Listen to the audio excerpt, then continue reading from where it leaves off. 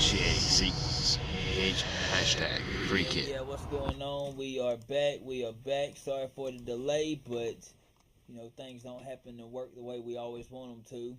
But this is my brother Chris Walls. He is just got done writing a book called Freeing the Good Kid Within, and we're just happy to interview him and happy to have him on our show over here. I've known him my whole life. I know what he's been through. I know a lot of his story, and I know that he's been through a lot of stuff that has really shaped his life and his character. And with that being said, I want to introduce my brother Chris, and let him talk a little bit about his book today. You can go ahead and just tell us what's going on with your book. What were your influences to write the book, man?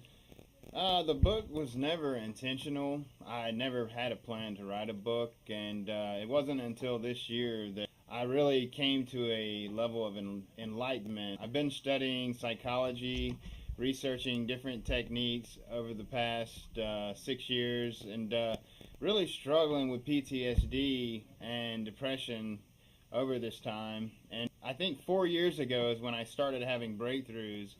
I went through the mental health division through the VA, and I was seeking help, and I went to some meetings, and it just, it was kind of suppression. Everything that I tried that was in the realms of basic medical solutions and, medication and stuff like that, and self-medication. I tried smoking marijuana for a while because it was probably the best thing to help suppress the emotions that I was feeling.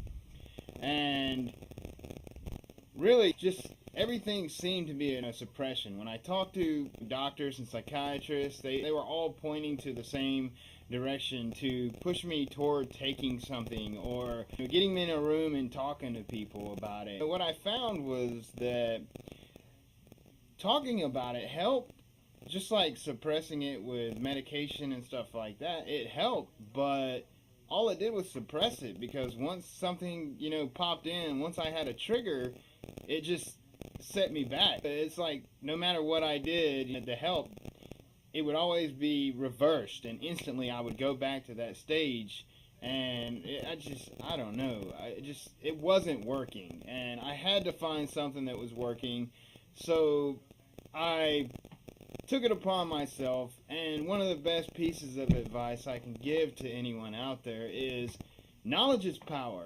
If you really want to fix yourself, it starts with understanding. And if you have depression and you have PTSD or anxiety, any emotions, you have to understand that emotions are feelings. And just like our senses are feelings, our emotions are feelings. Our senses are just our external emotions, and the reason we can recall them constantly is because we experience them every day. But our internal feelings, our emotions, we don't access those all the time. So our subconscious does not know how to activate and turn them on and off, and that's what my book is about. It goes through a level. It starts out my biography. It goes through my life and tells what brought me to the point to where I was at. That way, for the readers, it builds rapport for anyone going through or struggling with anything that has, any kind of trauma in their life. And it basically lets you know that there is someone out there. And I may not have had it as bad as some people out there, even though I had a pretty bad life.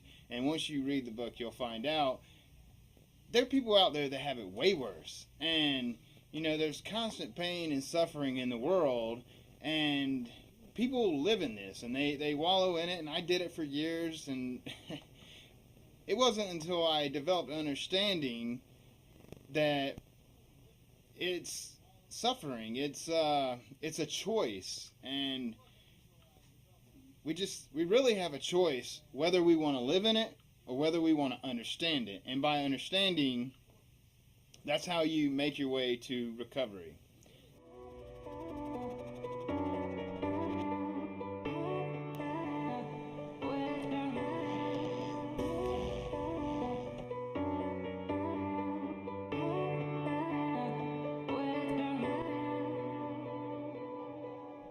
Here's a quick LinkedIn tip.